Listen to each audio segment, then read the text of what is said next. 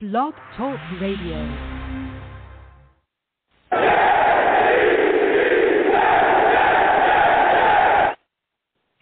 What's going on, folks? It's your boy Long Beach Joe, and I am back at it.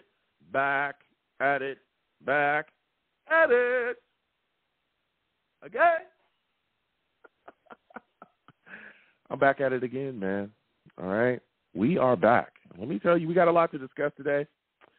We're going to be talking about all these rumors swirling around the New York Jets right now, still trying to obtain Aaron Rodgers, all right? The Packers seem to not want to let things go here. We're still going through this situation with the Packers. They just don't understand, man. But, you know, we're going to keep pushing ahead. Craig Carton came out and had a rumor that he swung out there. We're going to be discussing that. We're also going to be discussing the New York Jets making some signings, too. Tim Boyle, a guy that, a former Packers quarterback, is in the building. Quinton Jefferson as well, former Seahawks defensive tackle, has been signed, too. We're also going to be talking about Quinnen Williams. We got a lot to discuss, so let me go ahead and get into the show. Listen, I'm the man of the people. I'm here for the people. Let me shamelessly promote my Facebook page. Everyone go on Facebook, search The Long Beach Joe Show. Like that page. My content's up there. Go ahead and give it a listen. Message me. I'll message you right back. I love going back and forth with you folks about this football team. Also, leave me some feedback. I love hearing about what you folks think I do here on The Long Beach Joe Show. Boy is also on iTunes as well, all right? Go on over to iTunes, type in The Long Beach Joe Show, okay? Subscribe to the podcast on there. Give me a 5-star rating, okay? And then give me some feedback. Let me know what you folks think about what I'm doing here on my show. I want to thank everybody that does that. Truly appreciate it. The boys also as well on Twitter, okay? Go on over to Twitter, type in @The Long Beach Joe, @The Long Beach Joe, okay? On over there, follow the show. Give me some of your thoughts on there as well. Let me know how you're feeling. Go back and forth with me. I love that. Like having fun doing that, connecting with a lot of people. Also as well, for those of you that do not know, hey, this show is streamed live, okay?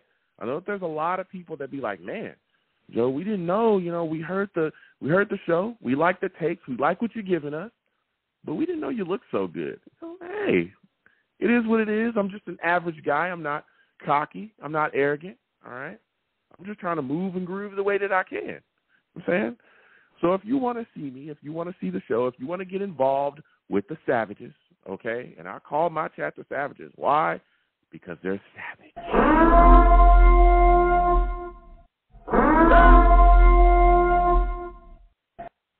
I'm talking straight savage. Listen, they get after it. Okay? They don't care who you are, where you're from, what you're doing, nothing. If they don't like your takes, they're going to let you know about it. Nobody is safe. Not even me. Not even me. All right? So if you want to get involved and you want to come on by, see what's going, see what's moving, shaking, and popping around, my neck of the woods, check out with the Savages as well. Come on over to YouTube. Type in Long Beach Joe Jets, Long Beach Joe Jets on YouTube. Subscribe. Hit that notification bell. So when I post content, you'll be in the know. Also, give the videos a thumbs up as well. All right? So we have a lot of fun, and we do a lot of great things over here. Get involved any way that you can. Now, with all that said, we got to get to this news, man. We're going to get to the callers in just a second. Hold on. Salutes to all the callers on the line. We'll get to you in a second. Lines are hot. Again, 515-602-9639. 515-602-9639 is the number. Call in. We're taking callers, filing in. Now, this week got off to kind of a crazy start, all right? We had Craig Carton come out and throw out a rumor, okay? Throw out some things according to, reports that he says that there's some mystery teams in the midst that could grab Aaron Rodgers straight out the New York Jets' hands if this trade doesn't get done and it falls apart. And the mystery team that he unveiled was the San Francisco 49ers. He's saying the San Francisco 49ers could be in the hunt to grab Aaron Rodgers, okay? He talked about compensation that the Niners could possibly give them, talked about the Niners being a great home for Aaron Rodgers. And when it was all said and done, and I heard this situation, I said to myself, I don't believe this rumor.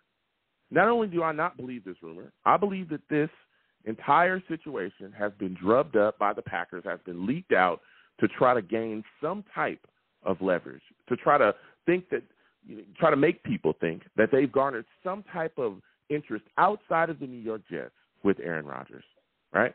We all know the current situation. Now, here's the deal, right?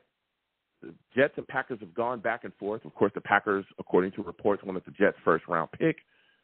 We've known since then they've kind of come off of that ideal, okay, pretty publicly. They've talked about how, hey, maybe we don't really need a first-round pick. But when you look at the situation with Aaron Rodgers and this rumor, according supposedly the Niners are in the hunt for him, I looked at it and I said, wow, Aaron Rodgers has already come out and said that he does not want to have anything to do with playing for the San Francisco 49ers. At an AT&T Pro-Am tournament, salutes all the Savages, Vibes, NY Jets FL, everybody filing in, salutes. He said at an AT&T Pro-Am, I am not going to San Fran. This was early in the process when everyone was talking about, him possibly being traded and the Packers being ready to move on from him. He sat right there and just ruled out San Francisco off the bat. He's had a long history of not being, very fond of San Francisco since they passed on him in the draft. We know that. He came out, on draft night and talked about how they're going to be sorry that they passed on me, basically, And that clip is out there and everybody can check that out. Now, he put them on notice, okay? Also keep in mind, once the talk about Aaron Rodgers was going on, about the Green Bay Packers moving on from him, possibly early in the talks, there was reports coming out that they had already had internal discussions that they would not trade him to a team within the NFC. There was tons of reports coming out like that they had internal discussions. They didn't want to have anything to do with trading him to a team in the NFC. They wanted to move him to a team in the AFC. That's why the Jets and a host of other teams at that time made more sense. But the Jets made the most sense. So now this rumor completely goes against Aaron Rodgers and where he'd want to go. It also goes against where the Packers had initially said they didn't want to send him, which would be in the NFC. Then when you really start to break things down with the 49ers, you look at their situation. They got Trey Lance, all right, which they traded a 2022, 2023 first-round pick, 2 first-round picks for him, and they also gave up a 2022 third-round pick to move up to draft this kid. He's still on their roster. They're trying to figure out if he's the guy that can lead them going forward. They also got Purdy, a guy that took them to the NFC Championship just this past season. He looked phenomenal, got an elbow injury. He'll be back as well, right, once that elbow heals up, which should be soon. Then they just signed Sam Darnold to a $4.5 million deal. Why would they do that? So why do they have all these guys on the roster if Aaron Rodgers was truly an option? What are they stacking quarterbacks there? None of this makes sense. Then when you look at their situation as well, look at the capital, look at the impact that Rodgers will have on their cap as well. The 49ers don't have a first-round pick. Anybody remember? The Green Bay Packers are going off. Hey, we need the Jets 13. Everybody was talking about 13 for 12. 13 for 12. Make it happen. The Niners don't have a first-round pick. They got a bunch of compensatory picks. Those picks are at the end of the third round, though. Those are basically fourth-round picks. Then they also only have about $3 million on their cap currently, and they still have to pay Bosa. They still got a host of other guys they have to pay as well. How can they truly afford Aaron Rodgers, even if he wanted to go there? How could they afford him? All of these things are not making much sense, and that's why it seems like this has been leaked out by the Green Bay Packers to try to gain try to garner some type of interest, to try to make it seem like they've garnered more interest outside of the New York Jets. The Jets make the most sense, okay? And I also believe that the Green Bay Packers are trying to do this to create a situation within the media to try to get Woody Johnson to panic. We're going to be talking about that tonight as well. We've seen at times, we know that Woody Johnson in the past has made decisions panicking and trying to keep his name within the media, trying to keep the New York Jets on that front page. We've seen splash signings in the past that did not make sense, right? We've seen them. When the Jets needed impact positions, we would go after guys that didn't make sense, giving guys money that just didn't make any sense at all and did not help the New York Jets long term. I believe that the Green Bay Packers are trying to pull at those strings to try to make Woody Johnson do something knee-jerk and try to get him to make Joe Douglas give up more compensation than he should within this situation. The Green Bay Packers need to wake up. The New York Jets are no longer a team that runs like that. These are old tactics that were used in the past to try to get the New York Jets to make foolish mistakes. That time is over. Mike McCagnon, no longer here. Todd Bowles, no longer here. Adam Gase, no longer here. That circus environment that used to be here is to wake up and realize that the Jets front office, the Jets coaching staff, the Jets franchise is headed in a new direction. We will be an organization to be reckoned with. Oh, we will. And we have a general manager that understands football on a level that we have not had at that position within our franchise in a long time. And he understands what's going on in the NFL, and he understands what's happening out here. Now, reportedly, the New York Jets have offered the Green Bay Packers a 2023 second-round pick, a 2024 second-round pick that could turn into a first-round pick, depending on the escalators that Aaron Rodgers would need to meet. And what they're asking for back is just compensation in case Aaron Rodgers decides to retire in 2024. If he's just a one-and-done, give us a little something back. And according to reports, that pick that they would like back would be possibly a third-round pick. That's according to reports. That's fair compensation. The Green Bay Packers need to wake up. You're going forward with Jordan Love. Aaron Rodgers has already said himself he wants to be a Jet. It's time for you to do what's right. Allow yourself to move forward. Allow yourself to get this compensation that the Jets are going to give you and continue to build with Jordan Love. Give that kid a chance to go in there and be better. Give that kid a chance to go in there next year with some young guys that you're going to be able to pick in this upcoming draft and do what he needs to do to continue to take a step forward in his career. Because these games right here, I'm telling you, they're not going to end up very well because Joe Douglas is not going to be fleeced. We're going to get to these lines, 515-602-9639. Also, we've signed Tim Boyle, former Packers QB, all right? Also pretty tight with Aaron Rodgers as well. Knows the system. Nathaniel Hackett, offensive coordinator, all right? He was with them 2019 to 2020. It's a very interesting situation here. I like this. I want to know, is this a guy that could be the New York Jets backup quarterback? I'm just saying. We've also signed Quinton Jefferson as well. Quinton Jefferson is in the building. We lost Rankins. We lost Nathan Shepard. We didn't get Calais Campbell, as y'all know. We lost Fletcher Cox as well. He stayed with the Eagles. And we bring in Quinton Jefferson, a really solid pass rushing defensive tackle. We're also going to be discussing Quinnen Williams, all right? Listen, April 17th is coming around the corner. All-season program is going to start. We know that Quinnen Williams has said from the jump that he does not want to, he's not going to report to anything in the offseason unless that deal and extension is done. So we're going to get to these lines. 515-602-9639. 515-602-9639 is the number. Call in. We're taking all callers, okay? We're going to it all. We're going to be discussing it all tonight. First caller we're going to go to is my guy, Chris. Chris, I'm coming directly to you. Chris. Salute hey, what's to you, up? my friend. Yo. What's going on? First off, for those of you that don't know, that boy Chris, he's a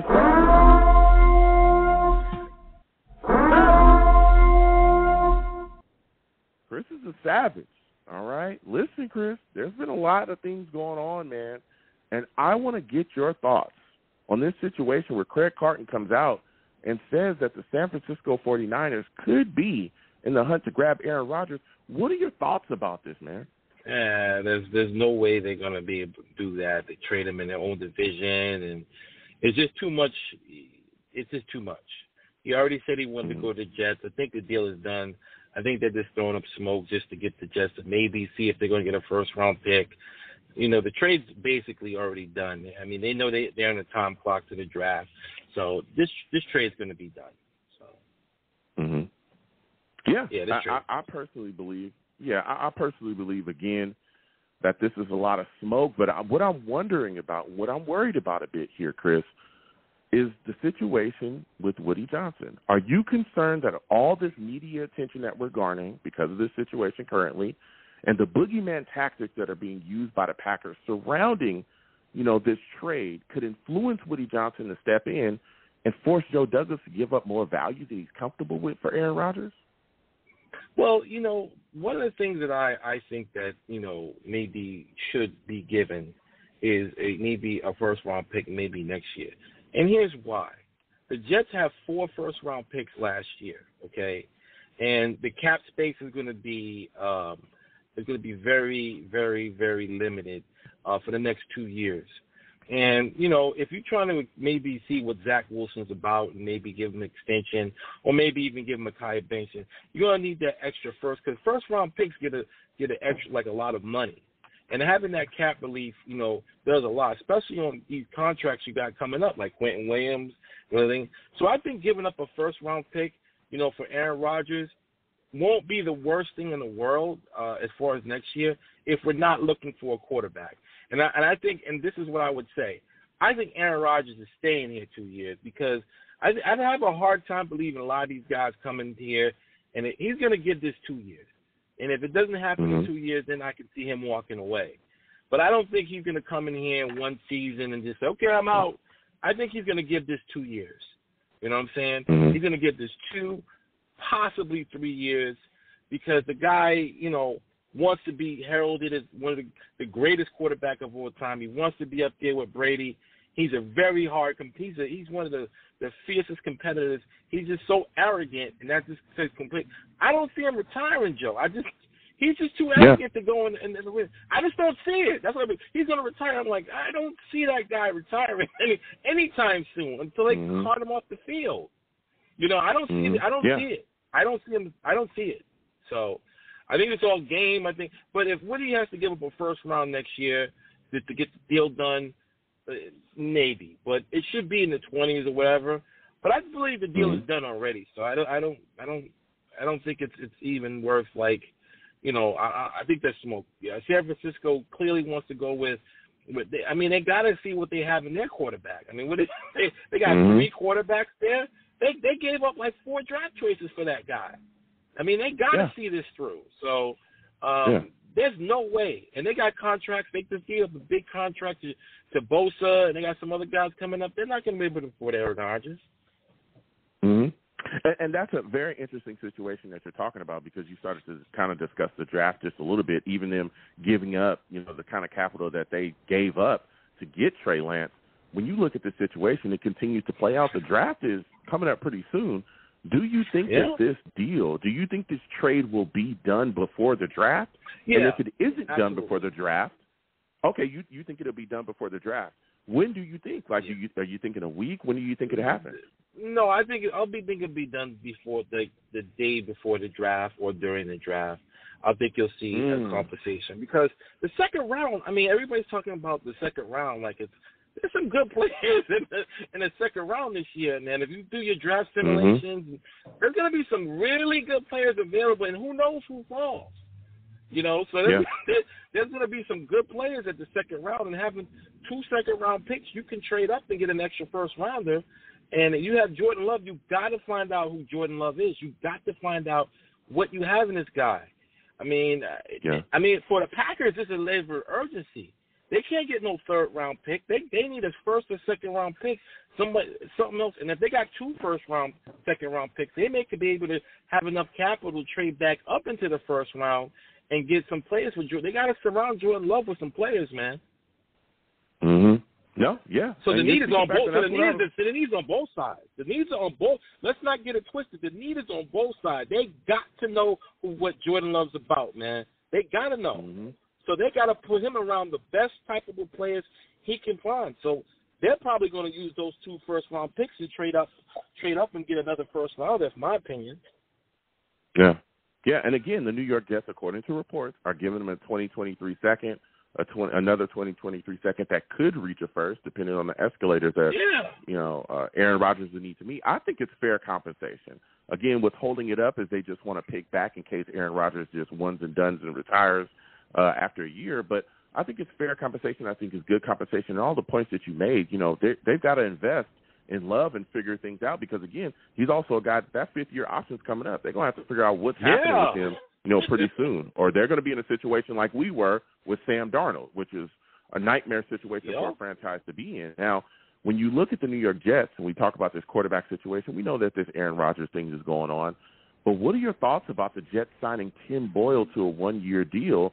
How are you feeling about this, man? This is a guy that has familiarity to Aaron Rodgers, has familiarity with the offense, has familiarity with Nathaniel Hackett, our offensive coordinator. What are your thoughts about that, man? I mean, it's always good to bring somebody in for a camp that already have experience in the system, because you're not putting in a new system. You're putting in a kind of a new system, and we're going to see what happens. Guys like Zach along, so you don't have to rush them. But I think Zach Wilson's going to be the second guy. I think. Really? I think he's going to have. I think Zach has a lot to prove. I think just from a work ethic perspective, everybody craps on Zach Wilson.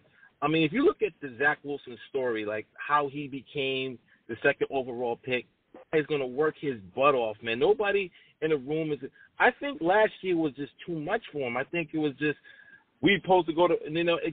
He just got caught in the headlights, man. Having Aaron Rodgers there is going to really predict. I still have confidence in him that long term he can be will he be a franchise quarterback?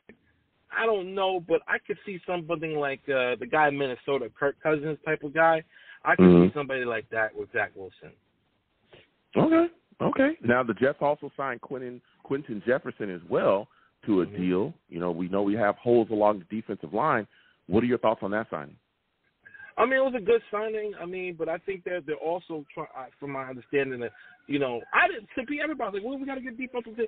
Last year, I didn't like the Jets running game. I think the linebackers did a lot of the tackling. I didn't like sometimes Nathan Shepard. I mean, you can look at that Patriots game, and when Damian Williams ran all over us, man. And, and then when Quinton was out, you seen – so they think about – I heard that the Jets are talking about A'Shawn Robinson, which I like better, to be honest with you, than Sheldon Rankins. I like A'Shawn Robinson because he's going to stop that run. And, if you bring him and then the other guy from Seattle, you should have a great middle defense that can stop the run and actually get Quinton in the backfield. Guys can take up double teams. Because some of these guys last year were just missing tackles. And listen, Tanzel Smart, let's not get rid of the Tanzel, man. He showed a lot last year, man. Let's just throw this guy in his front. He was pretty good. He was pretty good, man. Tanzel Smart was pretty good last year. So everybody said, we don't have any defensive tackles. Look at the tape of Tanzel Smart last year. He was in the backfield a lot. And, I wouldn't discount that guy either. I was feeling for him last year to get on the field. Tanzel Smart's a good player, man. He's gonna get. He reminds me of he reminds me of the pass rusher that we have now, where it took him a couple of years to develop. But I think Tanzel Smart's gonna have a bigger role in this team than everybody expects. Because you keep a guy on the practice squad, you develop their talent, and I think that he's gonna be a good player next year. Don't look at the draft position because he's developed. No, listen, you're talking facts. And, again, 515-602-9639 is number. Everybody call in. We'll get to everybody in a second. Hold on. Ted, other callers will come to you in a second. Listen, before I let you go, you're talking about the defensive line. Quickly, give me your thoughts on this Quinnen Williams contract situation. Do you think we'll be able to get him extended before April 17th? Keep in mind, he's not going to show up to anything voluntary. He's already said that. And the price is going up. Jeff Simmons just agreed. That's the Titans. Defensive lineman, he just agreed to terms on a big deal, 4-year, $94 million extension. That's $23.5 per.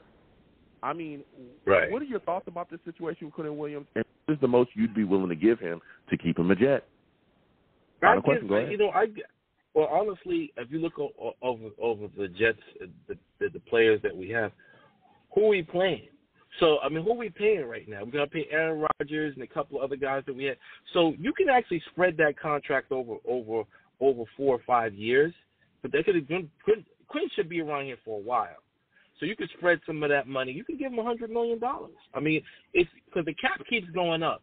And if you give him annually at $25, $24 million, and then some dead cap money years, You can get maybe $100, $110, $120 million, over, a 5-6 year contract, and you can spread the cap out. I mean, I think they got this thing worked out with Quinton because I think that he's one of the most important players on the team. He understands, and his agent does, because, as much as he wants to win. And, they know they're bringing Aaron Rodgers in the building, so everybody's kind of looking at seeing what happens here. So I think Quinton is ready to go, man. I think he's excited. I think, they put some guys in the defense. I think he's going to be ready to go. They're going to pay him. I think it's all worked out, I think, Yeah, I hope it does. I mean, we'll see. If you're the Jets general manager, I'm thinking $25 million per is probably what you're going to have to give him. But listen, Chris, I got to slide off. We got other callers. I want to thank you for calling in tonight. Next time I'm on the show, I want to hear from you, all right? All right, Big Joe. Take it easy, man. All right. Have a good one. Listen, we're going to keep getting to these lines. 515-602-9639. 515-602-9639 is the number. Call in. Oh, we just lost Bill. Bill, call back in. We'll get right to you. Other callers, please hold on. We're getting to everybody. Salutes to the Savages in the chat. GBH in the chat says, need the Rodgers domino to fall soon. With Simmons getting paid along with Commanders' defensive tackle paying, yep, he got paid as well, and Hargrove out in San Francisco. Q will be getting Aaron Donald payment soon. We still need a space-eating defensive tackle. You're talking facts, man. Listen, Simmons got money today. 23.5, is the number. That is the number right now. Outside of Aaron Donald, I think he's the next highest guy getting money. And as, GVH talked about as well, there's other guys getting paid too, all right? Deron Payne, 22.5, Hargrove, $21 million, Leonard Williams, $21 million.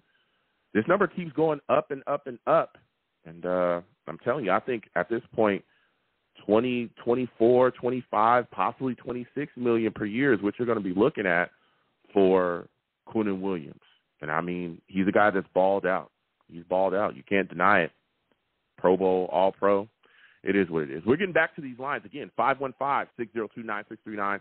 515-602-9639 is the number. Call in. Salute to the Savages. We'll come to you guys as well. Please give the stream a thumbs up. Share the stream as well with your friends and your family across your social media and all of your platforms. All right, and subscribe if you haven't subscribed. Hit that notification bell. Next, we're getting back to these lines again. 515-602-9639. We're going to my guy, Ted. We're coming to Ted. Ted, I know, has quite a bit to say. 347, hold on. We'll come to you in a second. Salutes, Ted. I want to thank you for calling in. For those of you that do not know this man, Ted, he is a savage.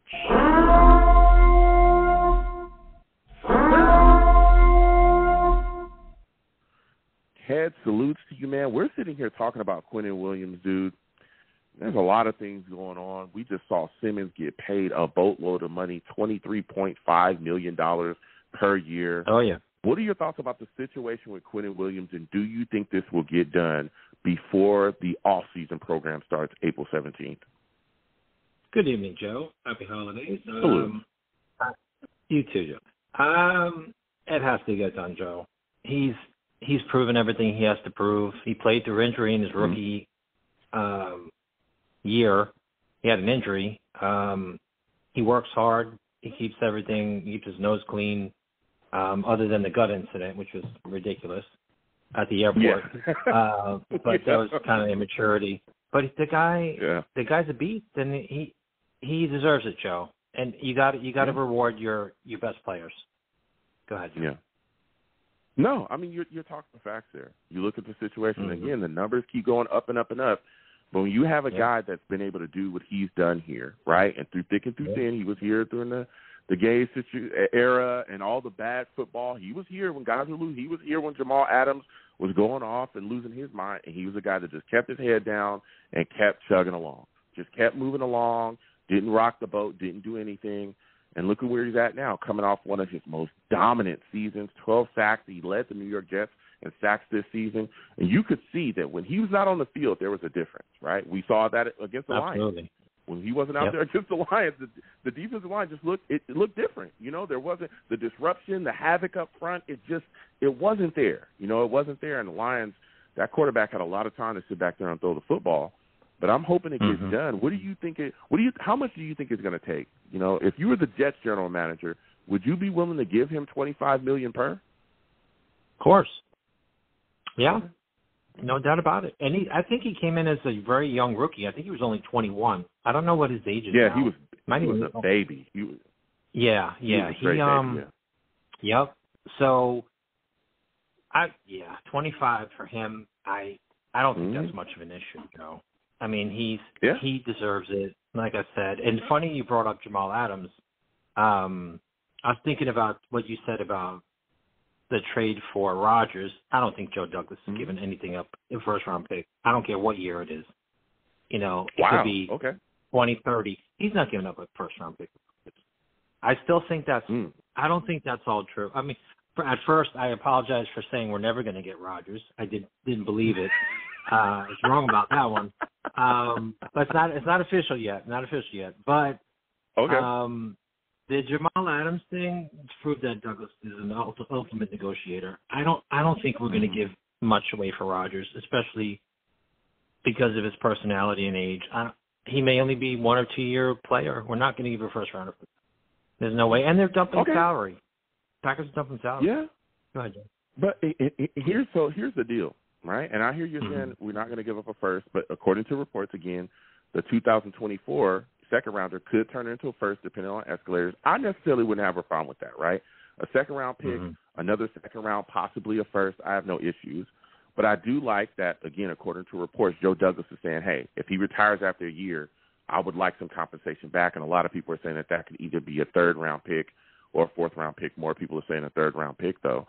But I'm looking at it like this, man. You got Craig Carton coming out saying that the Niners could be in the push for him as well. Do you believe this rumor from Craig Carton? Do you think that the Niners could be a team that is hiding in the bushes, waiting for this to kind of play out to swoop in and grab Aaron Rodgers? Could be perhaps. I mean, they're making the ultimate run, probably puts them over the top, to make it, probably win the Super Bowl, quite honestly. They could make the move. We have to be ready for plan B. I don't care if Rodgers is working out with, whoever he's working out with. We have to have a plan B just in case. Yeah, we have to have a plan B just in case. But Joe, I think when push comes to shove on draft night, like I said on the previous call, I think a second and a fourth are going to do it. They can't. Okay, so if you're the Packers and you have these picks coming back in future years with escalators, can you imagine if he goes to the Super Bowl? How I won't say the Packers will look dumb because they're ready to move on, but it's going to look so bad on them if they don't have. They need a clean divorce from Rodgers. They need to cut ties like Favre and say, okay, enough. This, it's Jordan Love's team or whoever's going to be there. None of this give back later. It's only going to bring back memories. You know what I mean?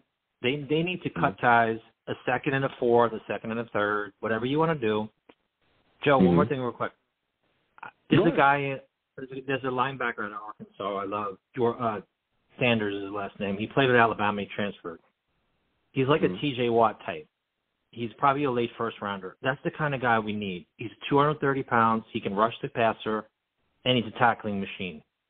I mean, he's like a TJ. I won't say he's a TJ Watt because that guy's special. But he's the kind of guy that I would be willing to maybe take a second and a couple picks to move up late in the first round and get a linebacker that can really cover like a Van Der Esch. Like he's the kind of guy that can move sideline to sideline and rush the passer. Go ahead, Joe. No, listen. I think that's something that the New York Jets are absolutely going to be looking to address in the draft. I don't know exactly where we'll take a linebacker again. We'll continue to discuss that. The draft is coming up. We're really going to hit that hard as well. Got a couple of draft guys coming on. Got some draft guys coming on. We'll be talking to them too. Nice. All right, just put that out there. But yeah, the Jets are definitely going to look at linebacker. I believe safety is going to be, defensive tackle possibly as well. Of course, offensive line is going to be looked at. But going back to the situation with Aaron Rodgers in this trade, you talked a little bit about it. You discussed that second and fourth and getting that clean divorce. I think that the Packers, it is a clean divorce, right? You took Jordan Love before you took a wide receiver, in the first to help Aaron Rodgers. That's what you did. Like this divorce has been a long time coming. Okay, you've done all these things. You set this in motion, right? Where it's like, okay, he's out the door. Aaron Rodgers wanted transparency. He came out himself and talked about it, and the Packers weren't as transparent as they should have been within the situation. They're trying to hold. At first, they were trying to hold on for a first. They realized they're not going to get this. Now they don't want the compensation now that the Jets are giving them, which is more than fair. To me, in my opinion, if they could get more from any team outside of the New York Jets, I believe they would have already made the trade already. Right? Probably. They would have already done that. Yep. That's why I'm not worried about this rumor at all. Because if you want to do it, then get it done. Everybody else, from everything that we hear, everybody else is out on this. They're out. We're the only ones knocking on the door saying, hey, we want Aaron Rodgers. Because if you could get anyone else to give you whatever it is that you want, you would have already done it. And I just don't think that there's that many suitors. And again, with Aaron Rodgers coming out publicly saying, I want to be a Jet, I don't believe that the Packers have any leverage. Because we also know that Aaron Rodgers ain't going to go anywhere he don't want to go. And that's including back to the Green Bay Packers. Yeah. Yep. So that's why I am not panicking, is because, okay, if you want to play these games, what could end up actually happening is Aaron Rodgers could actually, if you don't give him to the Jets, you don't give him what he wants, you keep playing all these weird games, he'll just retire on you if he comes back. If you try to send him some other team he don't want to go to, he won't go there. You try to keep him, he'll just walk and retire on you. Then you get nothing. Now you're going into the midst with Love, and you're not helping this kid out at all get better, which is going to be on the general manager again because that was his pick. It's like, what, they're playing a lot of these games, and now I think that this whole thing within the media is being utilized to really try to get Woody Johnson to panic and make a knee-jerk move. That's what I think all of this is being leaked out for. It's to pull at Woody Johnson. It's to try to get him to step in and have Joe Douglas give up something he doesn't need to. What are your thoughts on that perspective, man? Because that's what I think is happening here. Yeah, I could see that, Joe. I could see that. The Craig Carton thing, these guys are always constantly trying to break stories or come up with takes. The Rodgers thing is burned out. There's nothing new. Like, every day, you could say something else. Oh, Rodgers was at he was looking at crystals at a stone shop I saw in California. So what? Who cares? Like this is the news of Rodgers. I'm like, come on, man. I mean, Joe, draft night, it'll happen. Yeah. And the Craig Carton. Let me say this about Craig Carton. He's up for FS1, big like a kind of a TV job. He just probably saying stuff to maybe get his contract bigger. I don't know. There's always motives for people to say stuff. It's just enough is enough. I'm at the Rodgers saturation level of like 9.9 out of 10.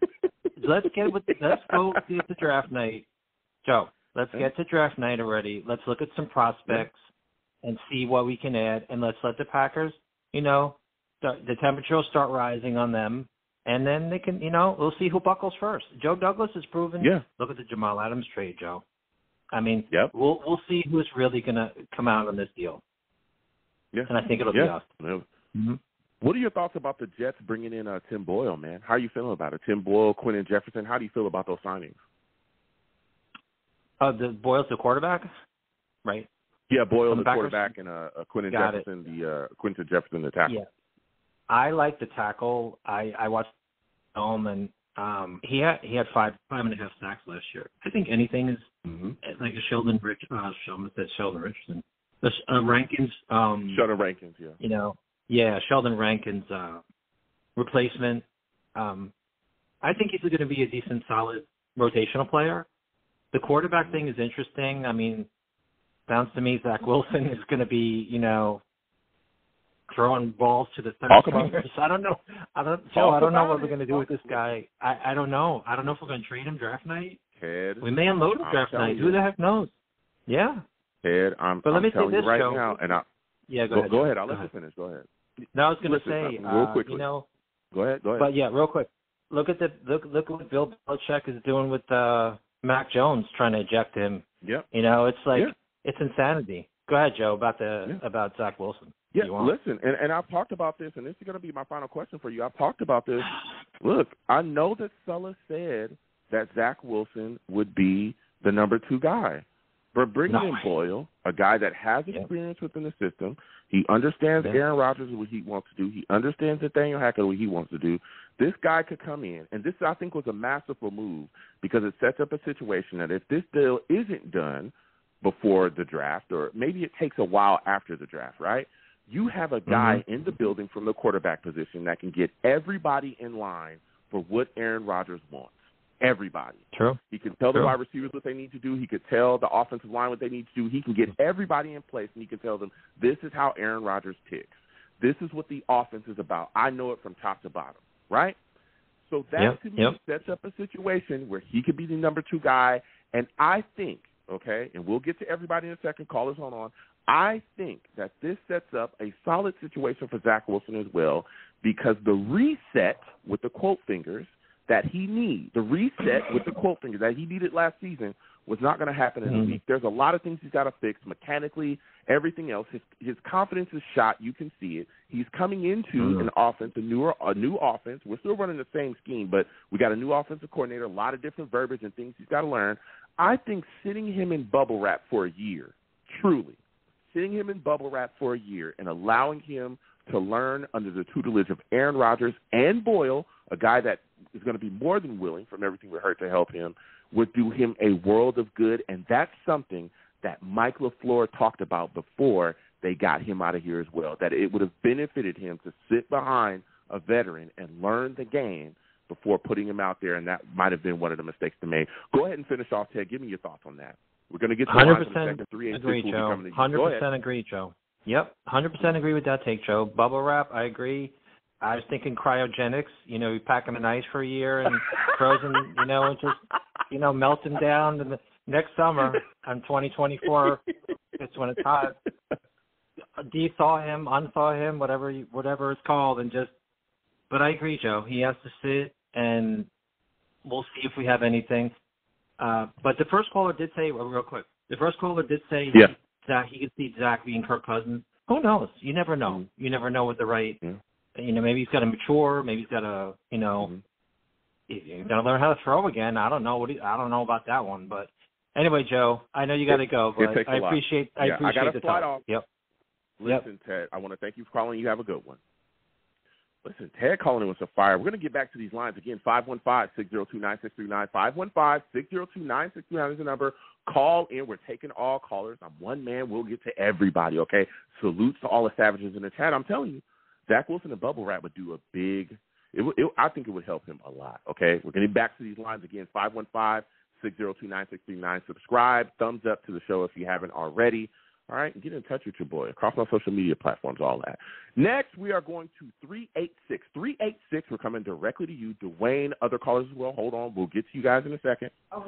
386, you're looking like a new caller. Give me your name, where you're from, and what are your thoughts on this talks about the 49ers trying to make a move for Aaron Rodgers? Do you believe this rumor that's being floated out there by Craig Carton? Hey, this is Ryan King. Can you hear me? Yes, I can hear you. What's going on, Ryan? How's everything going with you?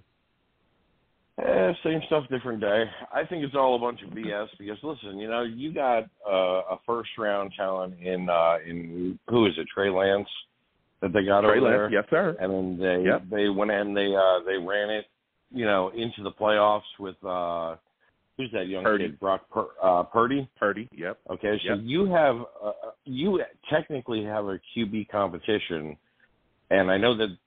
San Francisco saying, oh, well, if the season started today, it would be Brock Purdy. But you know what? He could be the next Tom Brady, or he could be, someone can figure him out, or, defenses can figure him out, and he could be nothing. You just don't. And I just think that it's BS. I don't think that he would go to another NFC team, number one.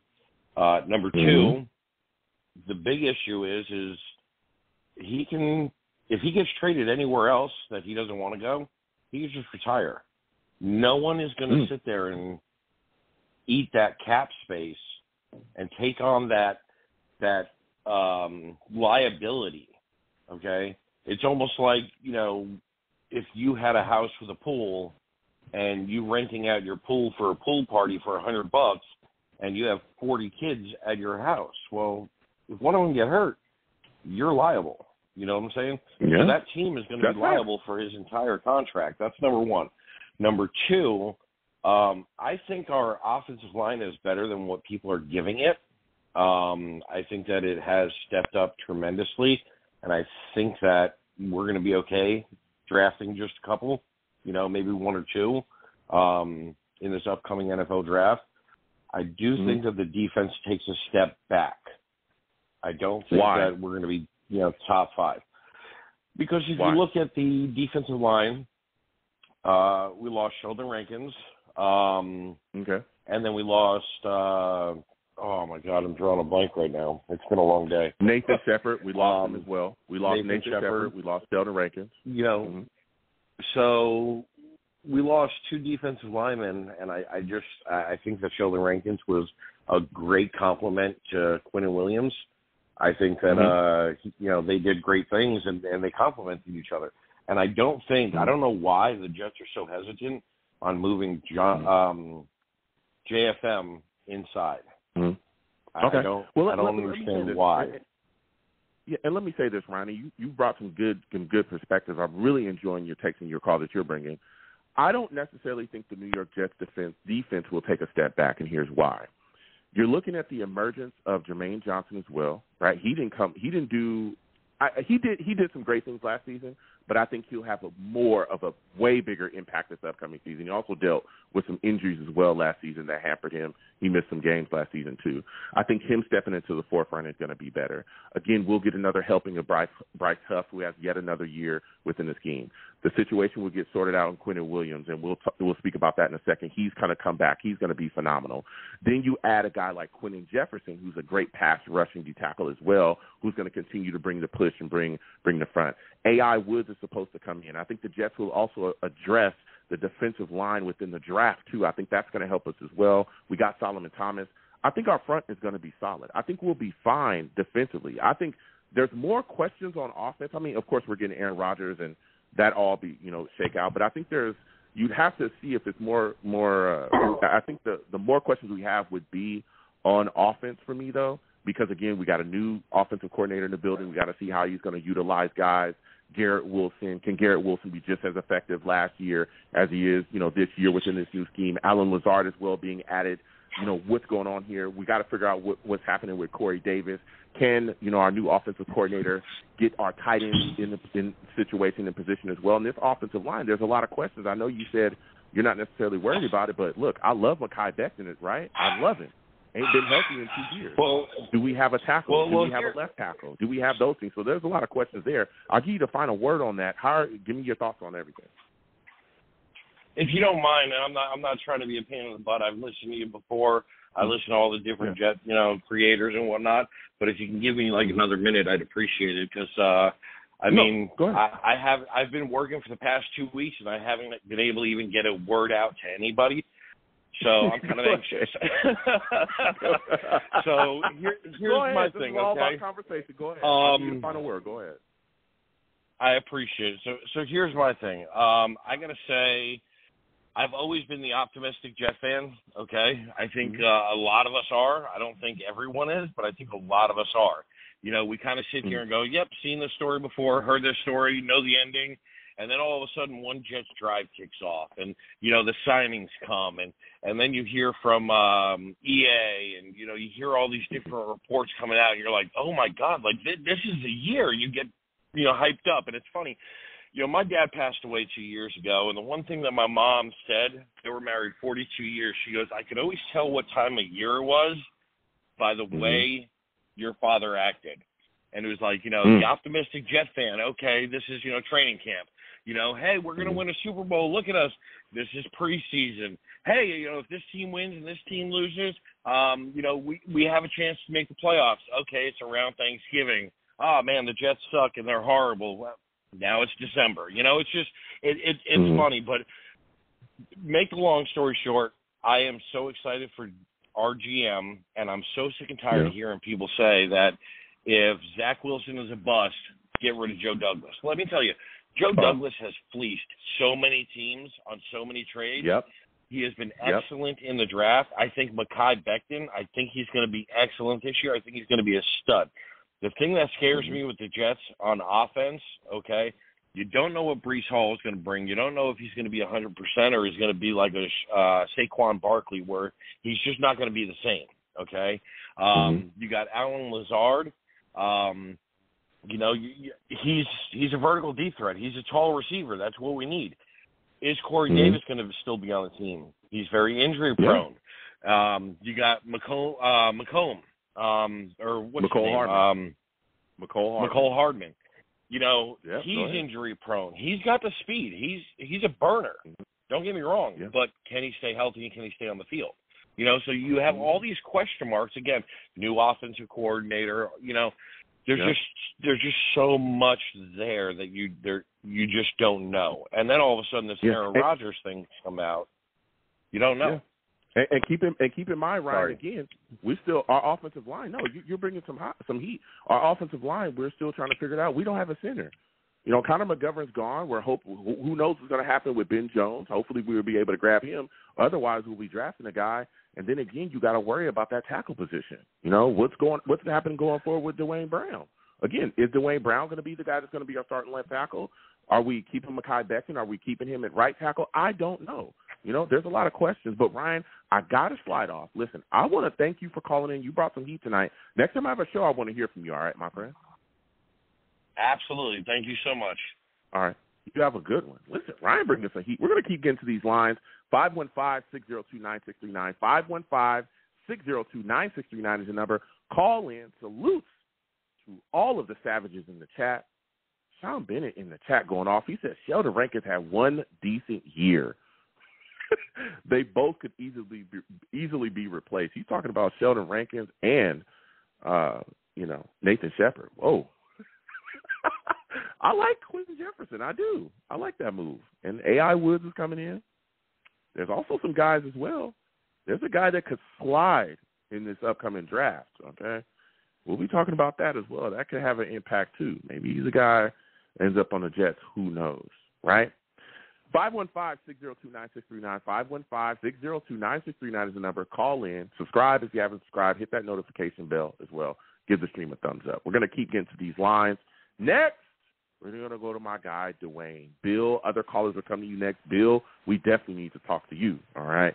But salute, Dwayne is in the building. Dwayne, for those of you that don't know, that boy Dwayne's a savage.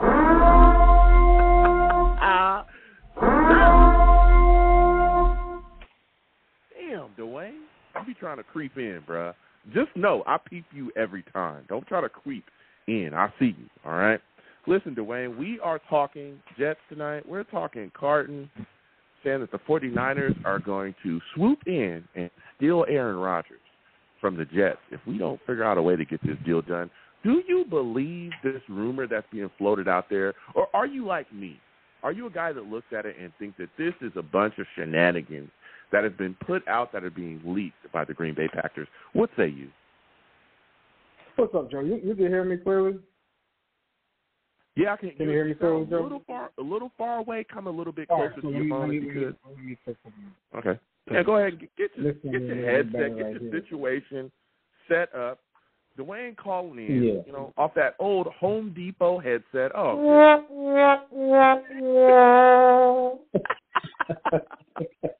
Dwayne I got a Jamaican phone service. That's what it is. You know what I'm saying?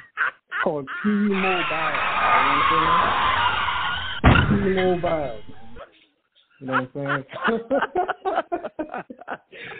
So excuse me for that. Said he's calling in off that. So it's a little cheaper for the Jamaican, man. You know what I'm saying? Give me your thoughts, man. Give me your thoughts, man.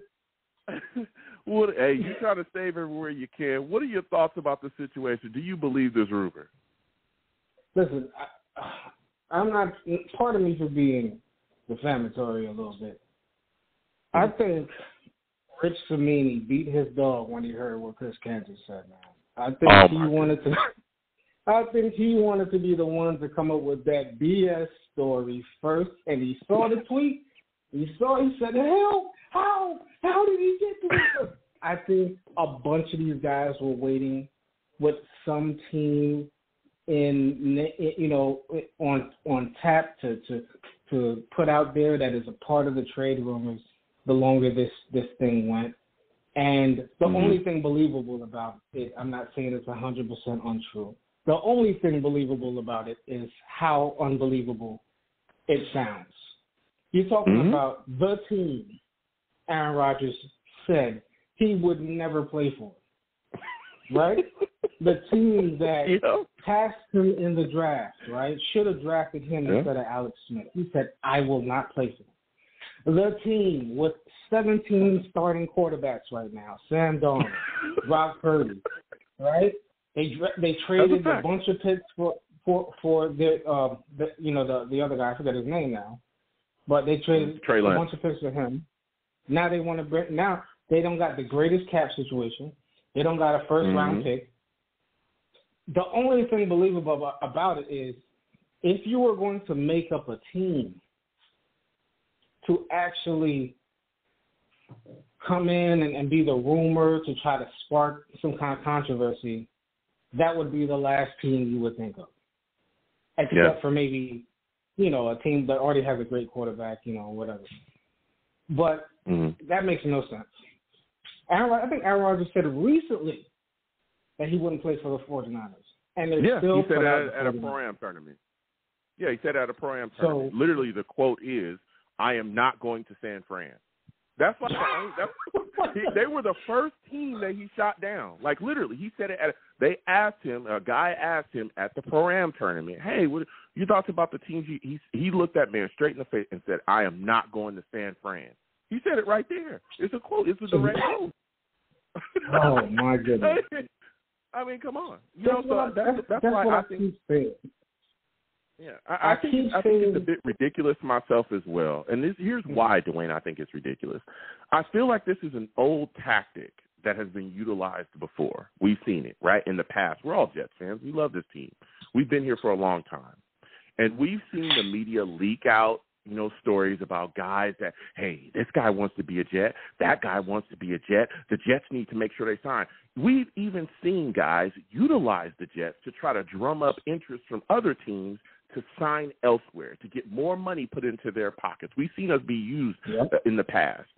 And I think one of the big things, and I want to get your thoughts on this, is I feel like this is being leaked out by the Packers to try to utilize that old tactic to pull at the heartstrings of Woody Johnson, to get him to make some crazy knee-jerk decision, to try to put us in a situation where Woody will run to the front office and go, whoa, hey, I just heard that the Niners are trying to get Aaron Rodgers. Hey, give him 3 first-rounders. We don't care. Do you think that that's why this is being done? Because that's why I feel like it's being done. What are your thoughts? If it's the Packers, their GM, I'm not saying he needs to be fired, but he needs to lose a bunch of credibility. I expect this kind of stupidity from the New York Jets beat. Yes, they absolutely have no clue that Aaron Rodgers said, I would not play for the 49ers of all teams. They would completely skip past that or overlook that. But if the Packers GM did this, bro, I would question his intelligence. Like, that is not, you know what I mean? That's like, the Yankees GM, you better re-sign Derek Jeter, man. He's about to go play for he's going to play for Boston. He's going to play for Boston. Like, he hates Boston.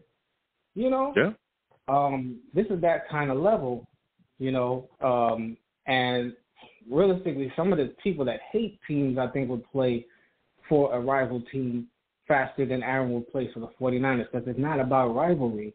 It's about what you did to me in the draft, Yeah. So, if it's the Packers GM, man, I don't know. That don't look too smart on his part. Yeah. It's a Jets playbook. That's it. Now, when you look at the situation, right, and the trade continues to play out, we're trying to figure out what's going on. As it continues to drag on, who do you think loses leverage, and who do you think gains leverage in the situation?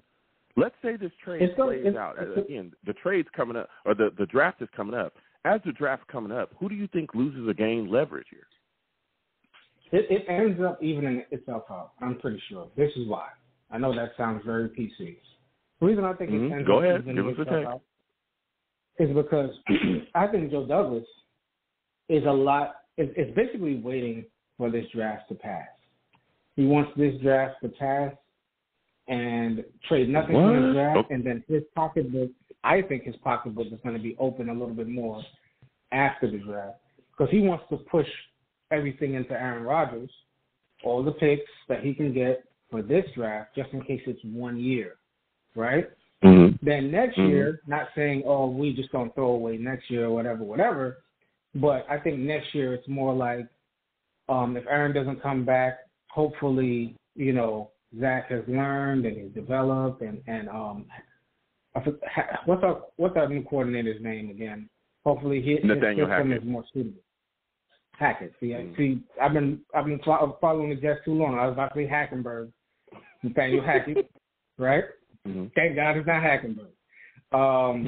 But I think he wants to push it till after the draft, and the Packers GM wants to push it before the draft, and maybe he'll push and say, okay, I'll take the second before the draft.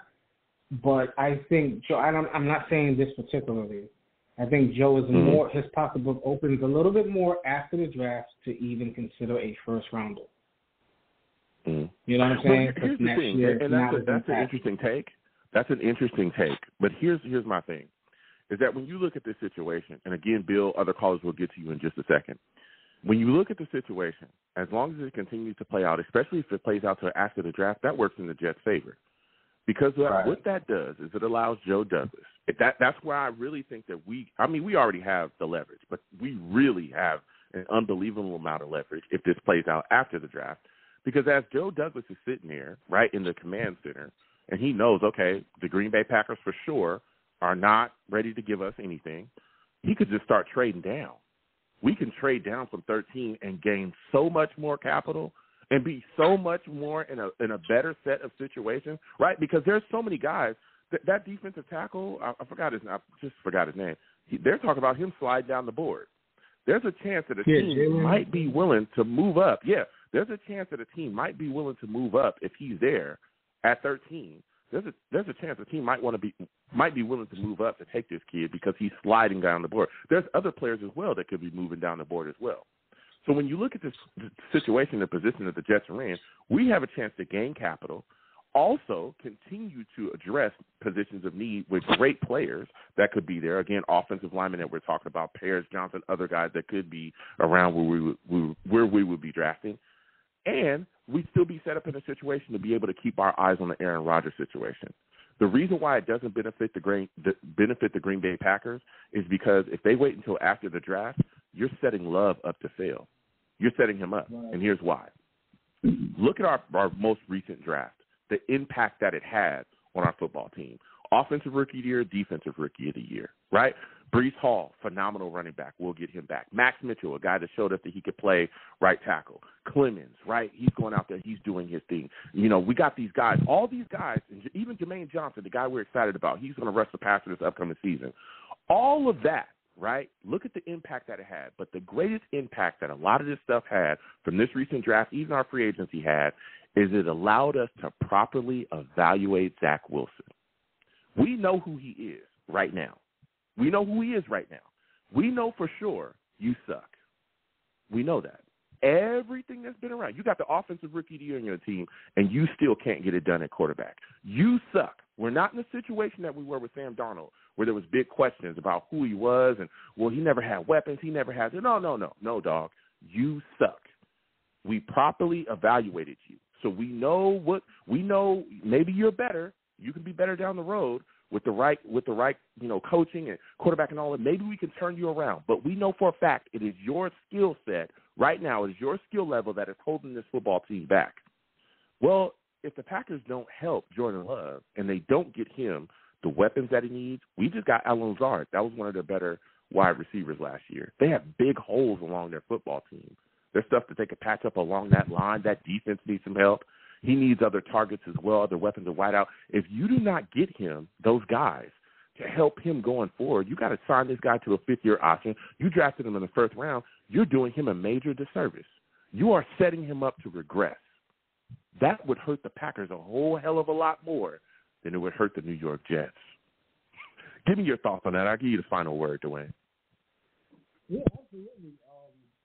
To me, it's the GM.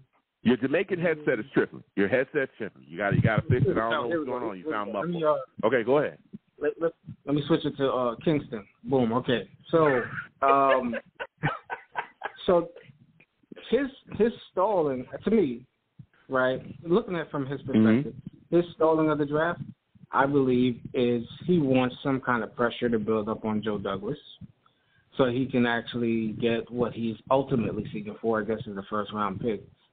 But as the GM, I'm pretty sure he doesn't want to miss out on what he can get this draft. The reason I said it might even itself out, because if he's that stubborn to let this draft go by without getting extra compensation for Aaron Rodgers, then he might get better compensation after the draft if the compensation is more important to him than Jordan Love, so to speak. You know, but yeah, he's if any smart GM would know, let me get what I can get. Look what look at the team I'm trading with. Look what they did with all those assets, and then the future assets we're talking about too. We're talking about all types of stuff. It's not just this year, you know. So yeah, it would be foolish. But I heard they have a whole hokey system over there in Green Bay where it's like a panel of township members that make decisions. I forgot who I was watching. It's not straight up GM like every other. Yeah. So if I'm a little scared of that little hokey town, like small town, not on my lawn type of system they have going over there. I hear you, Dwayne. I look at the situation, man, it is strange. But before I let you go quickly, right? Quinnen Williams, April 17th is around the corner. If he asks for $25 million per 4-year contract, $25 million per, are you doing it? Yes or no? Absolutely, yes.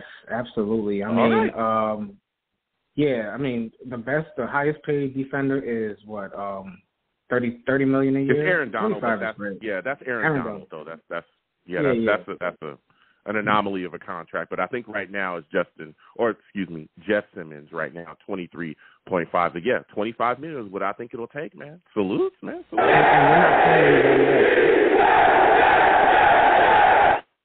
Listen, Dwayne, I got to slide off, man. I want to thank you for calling in. You have yourself a good one, all right? All right. Take care, Joe. Peace. All right. Listen, we're going to keep getting to these lines. They are hot. Salutes to all the savages in the chat. Bill, we're going to come to you next. My guy Kenton in the chat is going off. Salutes. He's a Packers fan. He says, as a Packers fan, it definitely didn't come from us. We wouldn't even think about trading him to a team in the NFC. I'm telling you. Salutes, Kenton. You know what I'm saying? They've already come out and said there's internal discussions already. All right? I don't think that's going to happen. All right? He also says, as a Packers fan, he isn't going to the Niners. It's all noise. Yeah. We don't believe it. Okay? We don't believe you. You need more people. All right? 515-602-9639. 515-602-9639 is the number. Call in. Next, I'm going to Bill. I'm coming directly to Bill, man. Bill, salutes to you. I want to thank you for calling in. For those of you that do not know, Bill, he's a savage.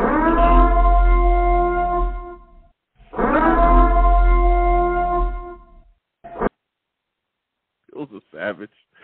Bill, salutes to you. I want to thank you for calling in, man. I really want to hear from you. We're talking Jets. We're talking about it all. All right?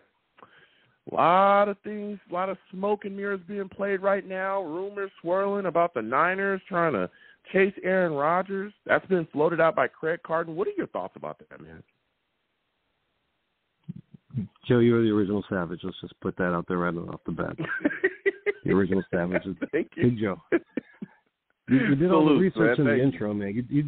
You did all the research. It's ridiculous, this whole 49ers thing. I don't know who's trying to make a career out of this, just keeping these rumors flowing.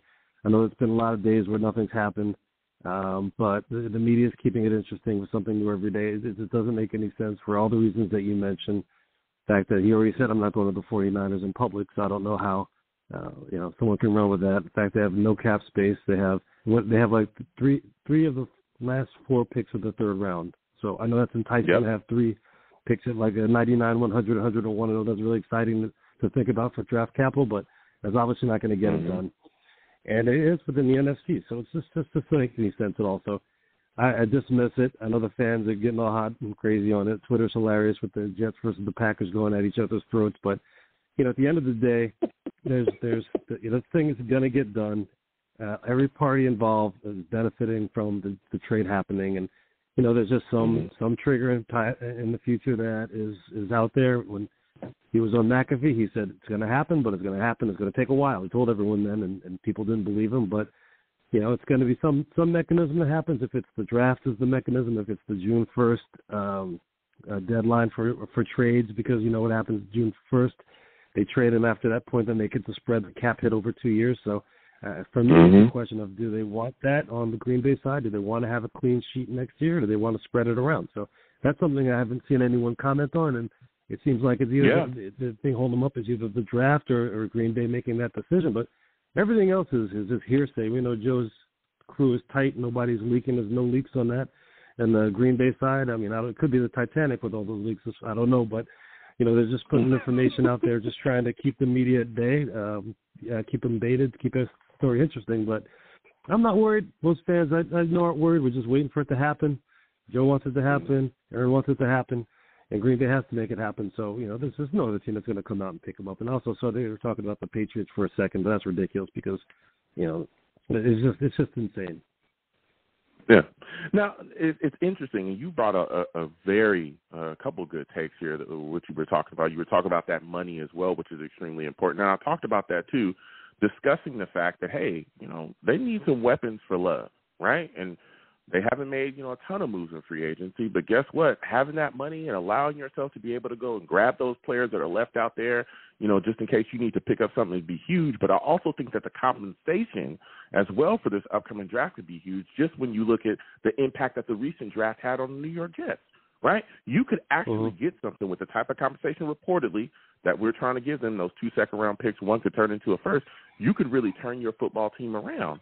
Now, that leads me to ask you this question, Bill. Do you think that this is a trade that will play out after the draft, or do you think that this is a trade that could be done on draft night? What would be better for the Green Bay Packers, in your opinion? I can tell you, I really think they want this, the compensation. They're working about next year's compensation. This year is not going to help them that much. They're in shambles. They know it. They have all kinds of issues going on, not just from losing Rodgers and Lazard also is gone. They have, a lot of guys who are going to look at the situation. They're going to say, okay, what's happening here with the team? We got, how are we treating our number one guy? They needed to settle down. I don't think they can make a lot of moves. So that's why I think they're going to wait till after the draft. I think that's part of the issue is that I'm thinking Joe says, you know what, I don't want to give you anything this year because I need all I can because we have a short window with Aaron. But maybe after the draft, since, next year, we'll be flexible to give you, maybe a second that maybe could convert to a first. At that point, it doesn't matter because hopefully it'll be a late first. And then I think that the Green Bay Packers need the cap space. They have, like a $60 million, $40 million hit or something like $40 million cap hit. Why would they want to take all that next year when they have an opportunity to grow? They should just take it all this year. So, we'll see if it happens. I'm thinking it'll probably happen right after the draft. And I think we're going to use our picks this year.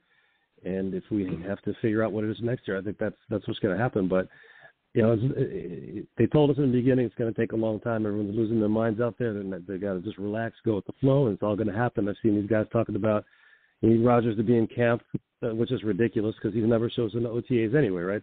That was the most amazing thing. One guy from Green Bay was saying, "Oh, you want to be there for OTAs?" And he's like, "Well, if you can get him to show up to the OTAs," I'm like, "He's never shown up for you guys. Why would he show up for us for the first year? It doesn't matter. It doesn't make sense." So, I know people out there in Green Bay are losing their minds. It's like the first time in 30 years they're going to have to deal with what we've been dealing with for the last decades or so of having a quarterback question. So those guys are losing their minds on Twitter. They're going to need some group therapy. Yeah, the Packers fans have definitely, had a lot to say to me. I don't go crazy on Twitter. I'm not a crazy social media guy. I don't talk to people crazy. In real life or social media, I try to keep to myself. But they're not very happy. I will say that, and they I respect it and I understand it, but sometimes things can get a bit wild, and that leads you to our next question for you, Bill. You talked about we got the offseason program coming up soon, right? I believe it's April 17th. Things are moving and shaking. Now, we signed Tim Boyle to a 1-year deal here, all right? Yep. And when you're talking about the deal not being done with Aaron Rodgers, could be after the draft. We'll see when he actually, this gets done or whatever. But with Tim Boyle on the roster, that provides you a guy that understands Aaron Rodgers, how he ticks, everything, what he wants to see within the offense. He also understands Nathaniel Hackett, right? He knows everything that he wants to do. He spent time with him 2019, 2020, got to the Packers in 2018. And he also understands this offense through and through. Now, for me, when you sign a guy like that, even though Sulla has said that Zach Wilson will be the number 2, I don't see how Zach is the number 2, because this guy is going to come in and be able to tell everybody everything about what needs to be done offensively. What are your thoughts on Tim Boyle being brought in, and do you think that this opens the door to Zach Wilson being a New York Jets third-string quarterback? What say you? Yeah, no, I totally agree. I don't see what the big deal is. People talk about QB2, QB3. Doesn't matter. We have QB1 that's, he's emerged from the darkness. We're waiting to sign him and bring him on. The only issue, again, like you said, is we got Tim Boyle.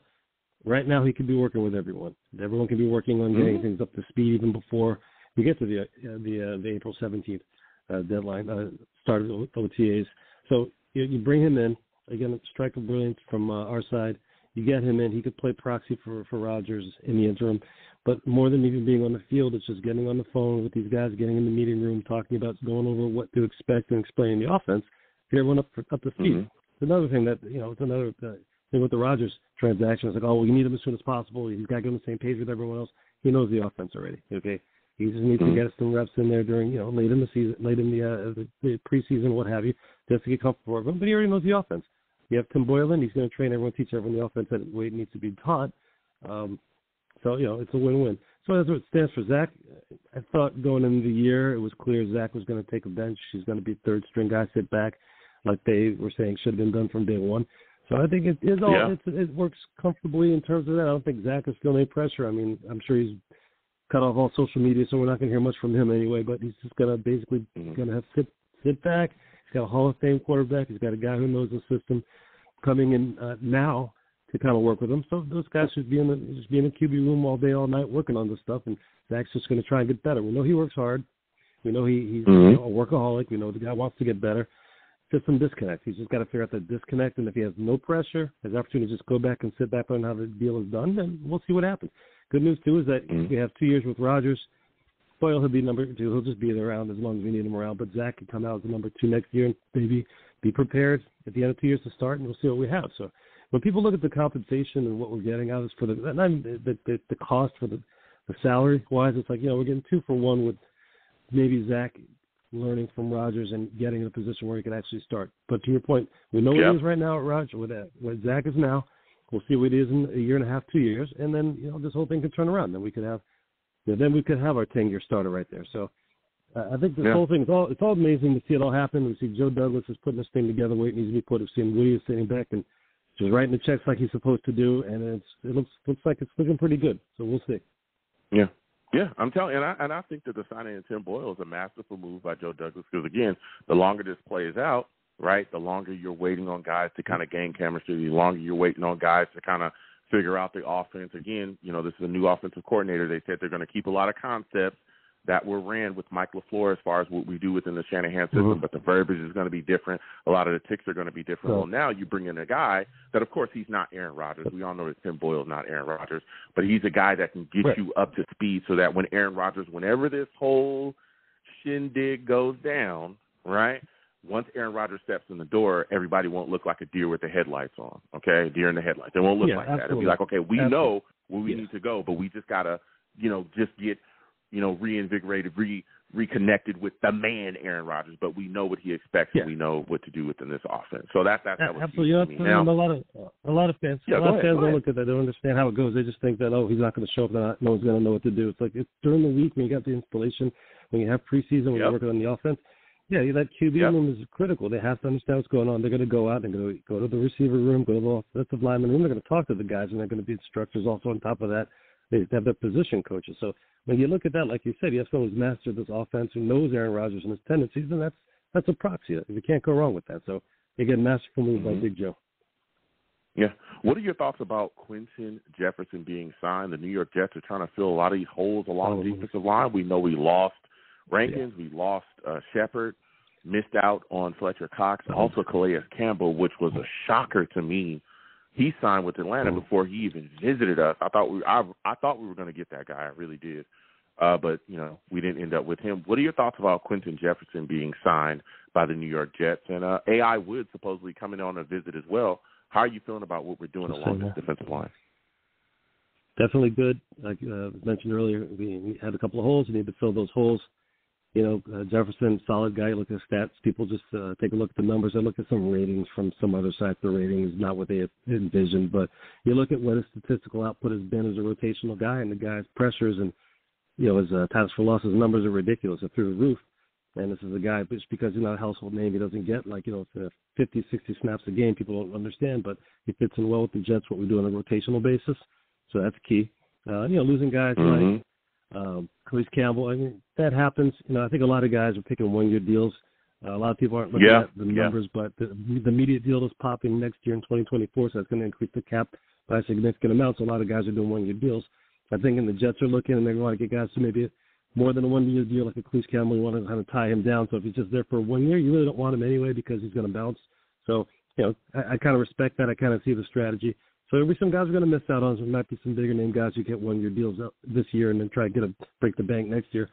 But I think Joe's done a good job. Like I said, if we can get Al Woods comes in, maybe take a look at that draft. They have some solid candidates there. And then, everyone forgets about Tenzel Smart. I think he's still on the roster. He came in when we had injuries. That guy's always been a solid player. He contributes on a rotational basis also. So it's got to fit into what we're looking for. They're not looking for big name guys who are going to be in there for 60 snaps. But these guys are going to come in 40 to 35 snaps on a rotational basis, keep everyone fresh. That's the nature of the offense. So I think we're building this thing right. Definitely, Jefferson was a solid pick. You look at the guy's quotes.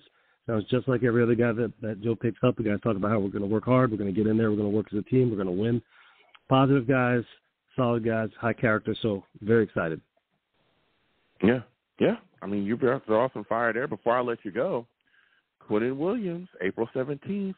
The clock just continues to tick on. We know he's not going to show up to anything voluntary unless there's an extension in place, unless he gets a new deal. Listen, Jeff Simmons just signed a $23.5 million deal today with the Titans. That's that's their D line. That's their star right there. The number keeps going up. What do you think is going to be the price tag for Quinnen Williams, and do you think we'll get this done before the voluntary stuff starts? Don't know what the number's going to be. They're going to get it done. They're going to make it worth his while for sure. Would you be okay with them getting? I'm sorry, I don't mean to cut you off, but would you be willing, or would you be okay with them giving Quinnen Williams $25 million per season? Yeah, why should I care? Sure, give him $50 million. Give him what he wants. I don't understand these fans who worry about Woody's money so much. Why do they worry about Woody's money? It's not their money. Pay him whatever you want to pay him. Pay him, make him the highest paid guy. Whatever. Keep him happy. Show everyone that we take care of our players, and that's how you become a winner. That's how you attract free agents. It's bad enough that we have to deal with the state tax situation. So you got to pay guys what they're worth. Before we had to pay guys just to get them because the team was horrible.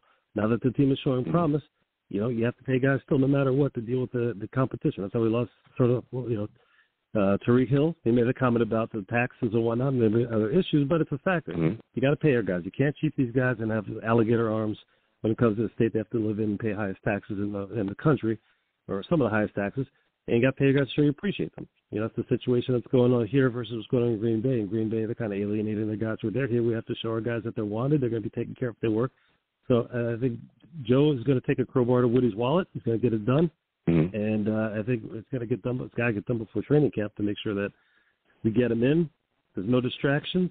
I mean, it's probably being done behind the scenes right now as far as we know. So, I just expect to see that done any day. And we got one Williams brother. We'll get the other Williams brother, and we'll get them happy and keep it going. That's what I'm talking about. Listen, Bill, I want to thank you for calling in tonight. It was a phenomenal call from you. You have yourself a good one, my friend. All right. You the man, Joe. Thanks. All right. You have a good one. Listen, we're going to keep getting to these lines. 515-602-9639. 515-602-9639 is the number. Call in. Salute to all the Savages. And Quinton says, he's talking about this Packers fan base, man. He says that we're the very divided fan base right now. He also says we still have love for Rodgers, but we think Jordan Love could be good. I think the Packers don't want to take in money for Rodgers, but we need the picks more. That's a fact.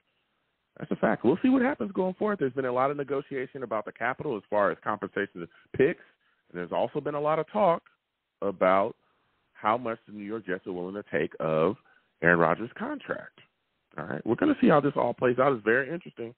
But I tell you what, the longer this draws out, the longer, things can happen. Again, wherever you watch me from, please give the video a thumbs up. Also, share it across your social media with your friends and your family. Subscribe if you have not subscribed. All right, and hit that notification bell so when I post content, you folks will be in the know. Salutes to all of the Savages. We're going to go get back to these lines. 515-602-9639. 515-602-9639 is the number. Call in. Next, we're going to go to Jake, man. We know that Jake going to have something to say on this. Okay. Salute to you, Jake. I want to thank you for calling in. For those of you that do not know, Jake, he's a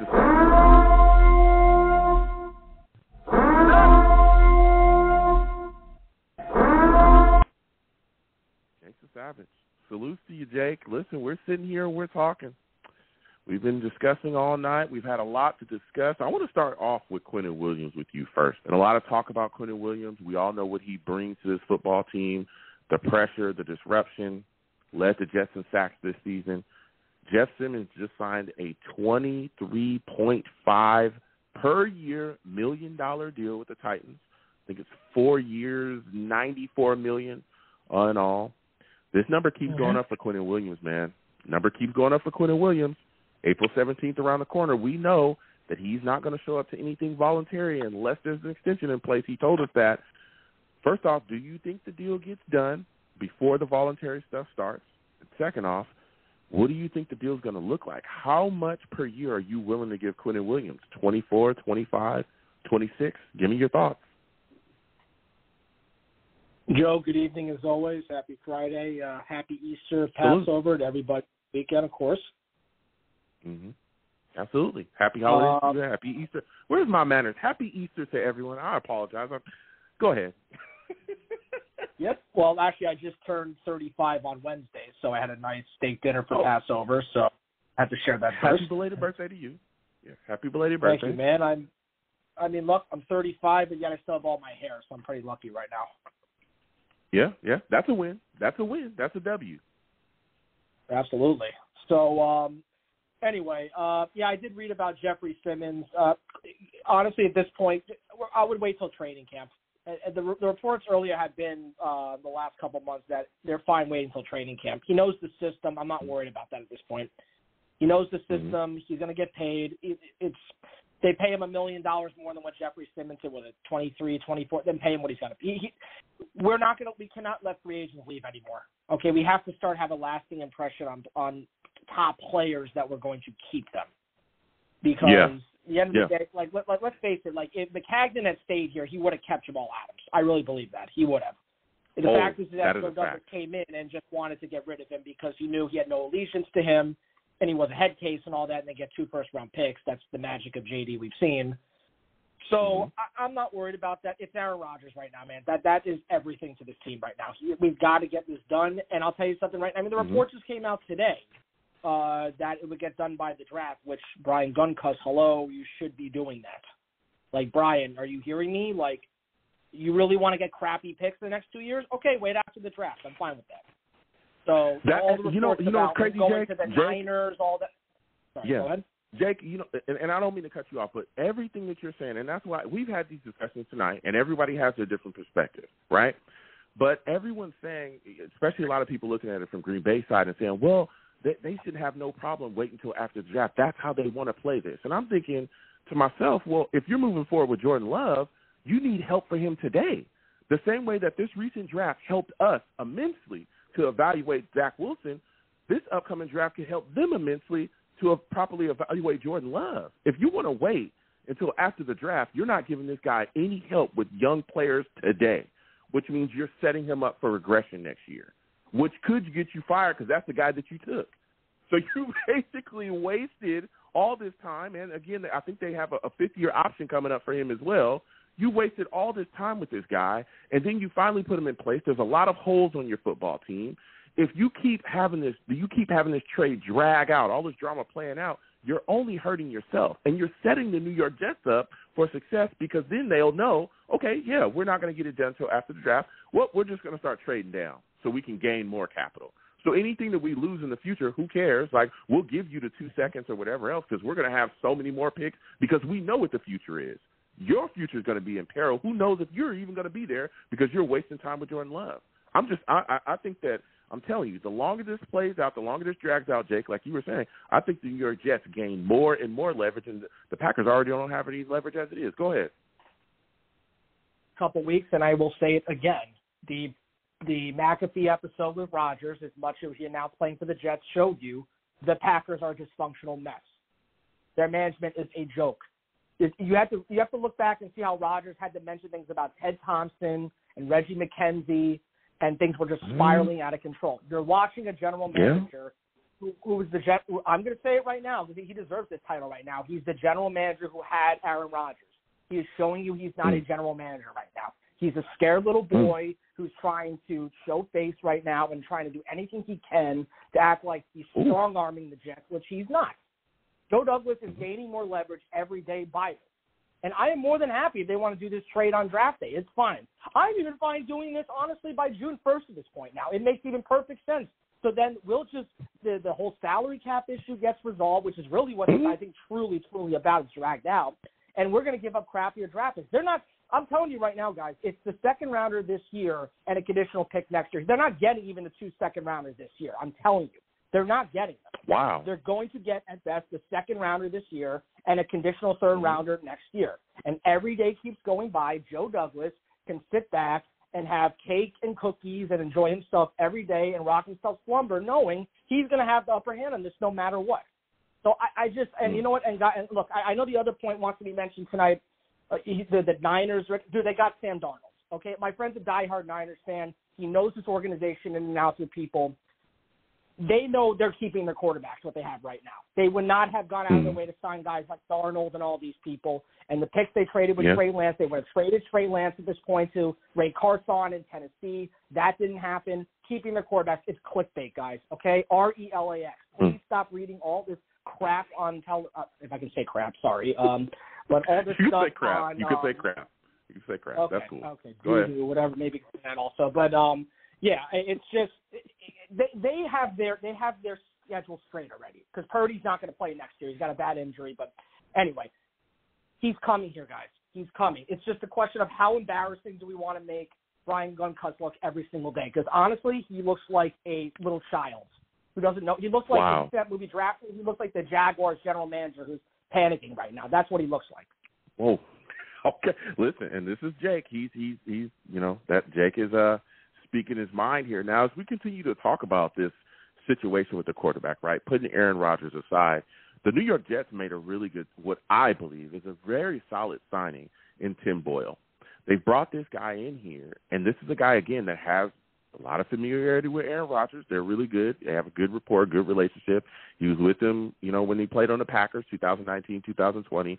Also has familiarity with the offensive system. Also has familiarity with Nathaniel Hackett, our offensive coordinator, which was his offensive coordinator as well with the Packers. What are your thoughts about this move for the New York Jets to sign Tim Boyle to a one-year deal? And does this open the door to Zach Wilson being a New York Jets third-string quarterback? Well, look, I think Hackett's got to bring in a guy who he wants. I have zero problem with that. I want to still believe they're going to draft somebody later. Maybe this kind of ends that argument there, which I could be wrong. Maybe this does end that and they draft another quarterback. Whoa! Wait, I wait, said Jake. I talk said about a week or so ago they would draft another late quarterback. We talked about this. Oh, okay. Hold on. Let's go there then.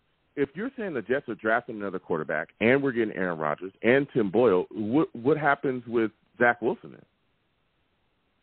Well, that was going to be my next point. I mean, I already. Go ahead. My point is what I was going to say next is that this is Zach Wilson's chance right here to show you if he's even worthy of being in the league anymore. Okay, because if he cannot beat out Tim Boyle in camp, it's over. It is 100% over. Like, they will have his draft value, his trade value. Hold on. His trade value will be in the Go ahead.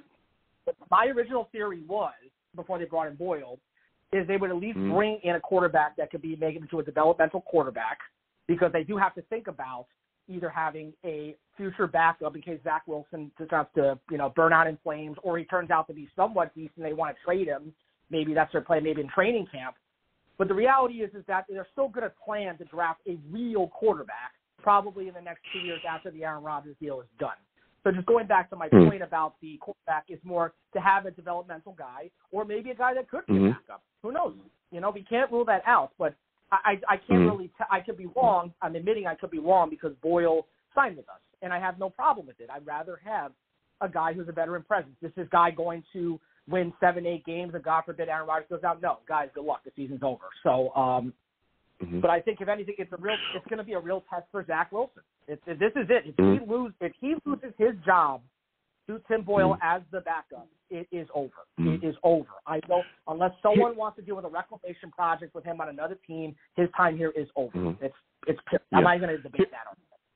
Yeah, here's the deal, and I hear your point. I believe, right, the signing of Tim Boyle sets up a situation to actually allow Zach Wilson to truly rectify his career here, and here's why.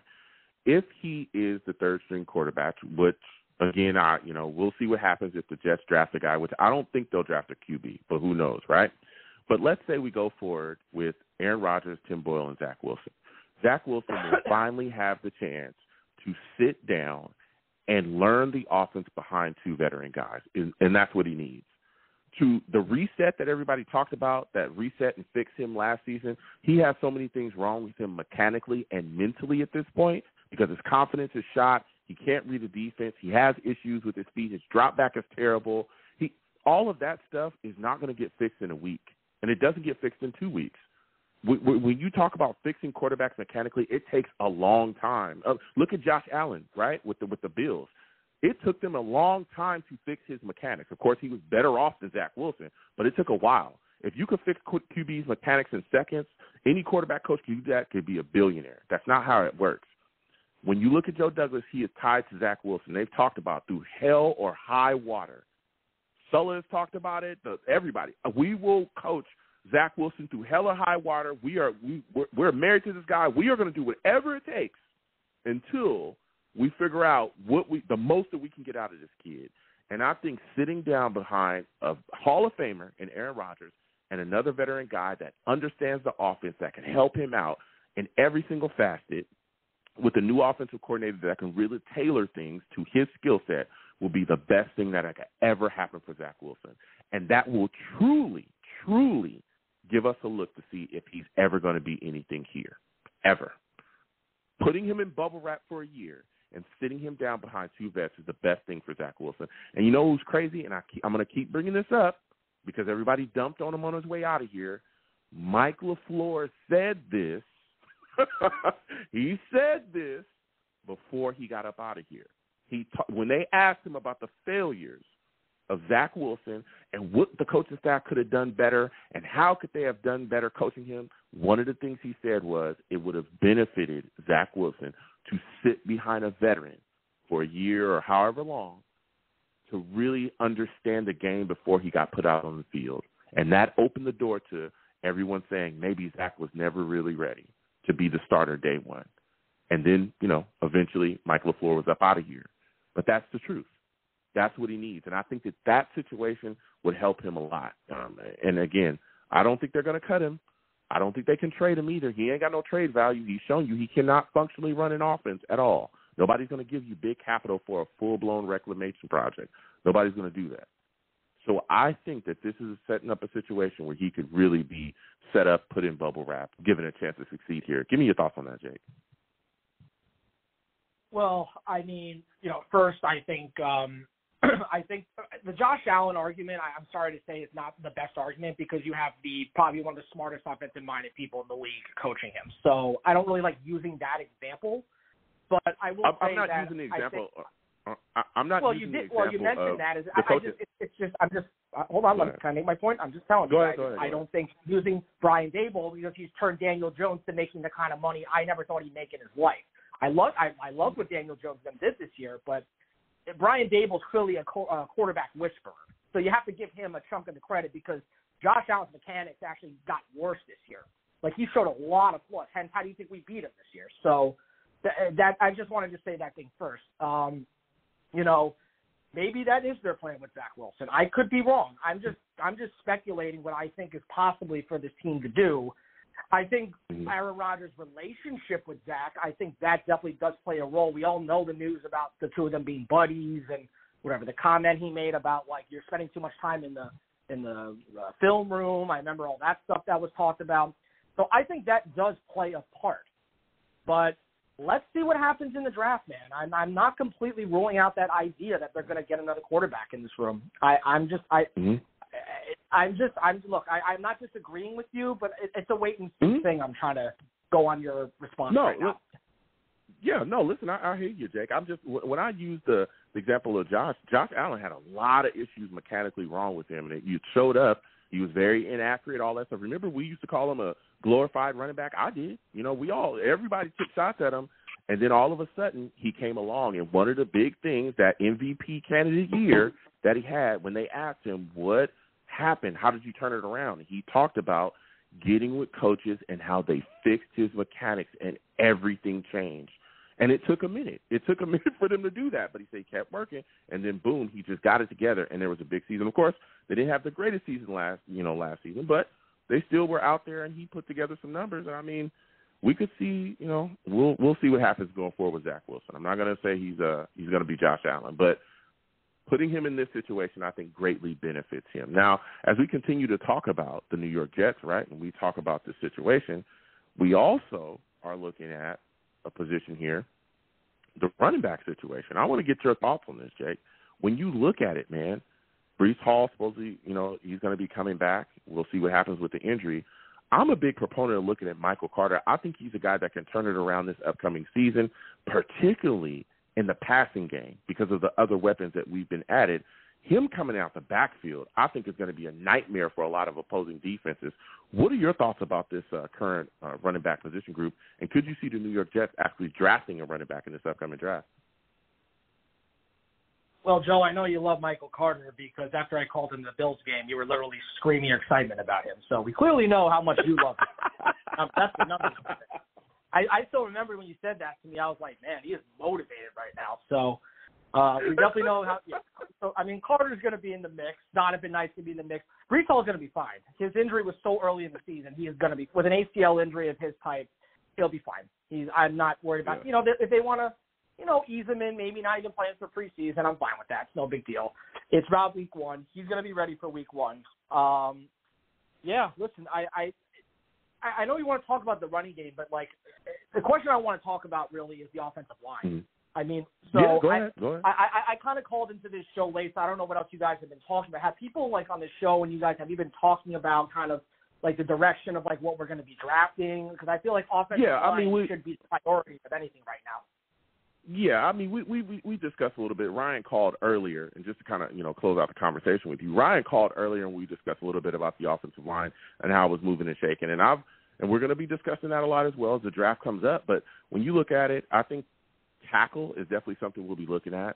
And I think that there's a big conversation to be had because Dwayne Brown is being talked about as a guy that could end up being the New York Jets starting left tackle, which in my mind puts Mekhi Becton back at right tackle. But right now, I think the New York Jets have a gigantic hole at center as well because to this point, and the show is live, we'll see what happens as, things keep moving and shaking out. But to this point, Ben Jones has not been signed by the Jets. Connor McGovern has walked away. What are we doing there? I think the New York Jets can end up taking a center in this upcoming draft as well. Give me your thoughts on the shaking up of the offensive line. I 100% I've wanted center for the last 5 years. I mean, I haven't been comfortable with center since Mangold. I wanted Garrett Bradbury. I wanted Creed Humphreys. I wanted Tyler Linderbaum. Look how they're all doing right now. Bradbury just got re-signed to a big deal. Creed Humphreys is now on a Super Bowl winning team. Tyler Linderbaum had an injury and still came in and was a star center, even though Lamar's whatever. I'm just telling you, man, like this team needs a young center. These centers are just getting better every time you draft them. So I think it's in the best interest right now to, in my opinion, still draft a center. Ben Jones is going to get cheaper as the days go by. No one's picked him up yet, so his value after the draft is only going to get cheaper.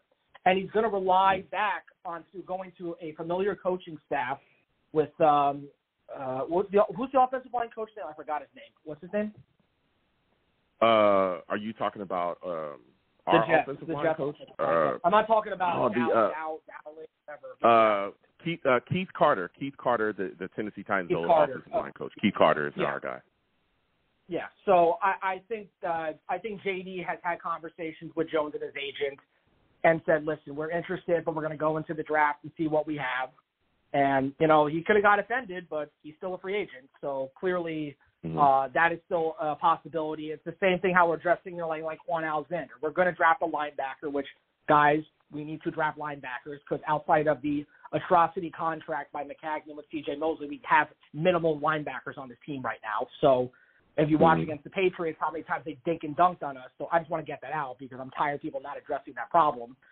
But the point is that right now the offensive line, center, and tackle should be priority. I'm sorry, I'm not relying on Mekhi Becton until I start seeing it. I'm not. He right now is an afterthought to me until I start seeing anything of him.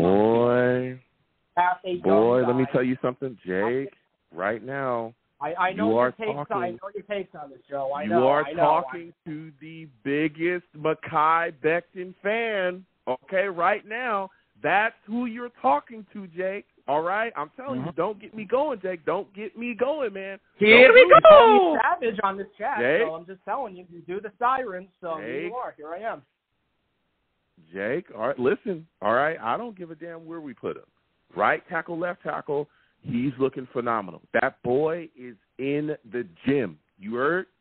Every day he's taking pictures. He's looking slimmer and slimmer for all the haters that was trying to say he was out of shape and fat, whatever, right? The knee injury looking like it's good to go. I'm telling y'all, when 7-7 is back out there, I don't want to hear nothing. When he out there throwing people around, picking people up, letting people know what time it is, all right, and serving people the right way, I don't want to hear nothing. That's all I'm going to say, Jake. Go ahead. Give me your thoughts on that, man. That's all I'm going to say. My thoughts are clear. It's been 2 years of not playing. It's hard to be a player to be out 2 years and get back. Sorry, that's the reality. And I watched this last year with the pictures and the T-shirts and all that stuff, and he was not prepared at all. Now, maybe he had an awakening. I hope he does, but I think right now as fans, we're not sitting here, begging for Mekhi Becton to be playing because we know we've gotten out of him now for 2 years already. And even his rookie year. He got hurt his rookie year, too. So I don't like players who are this inconsistently injured and then just say, well, I took some pictures of not eating Chipotle for 5 months and now I'm sweating in a gym is not selling me. Sorry, I need to see it. I think anybody here would believe that. And, I don't even think that's like my savage, sirens ringing moment comment. I think it's just the cold hard facts right now. Just saying. No, look, Jake. I think we need to draft the facts. We have to. I do. Yeah. No, I hear you, and I understand that. I understand when people have that taken. I've said it myself that, even though I love Mekhi Becton, I think he's phenomenal, I could see the New York Jets taking a tackle, not even to, replace Mekhi Becton or not necessarily being an insurance factor for Mekhi Becton. Yeah, sure. But also, you look at the future, Dwayne Brown ain't going to be playing forever, baby. He ain't going to be here. Or, yeah, he dealt with the injury as well last season. Yeah, he dealt with an injury. So, we'll see what happens going forward. But, Jake, I got to slide off. Listen, this is a phenomenal call from you. Next time I have a show, I want to hear from you, all right, my friend? We've got a couple weeks, man, all right? Guys, RELAX, he's coming. He's coming, all right? That's what I'm... All good. All right, salute, Jake.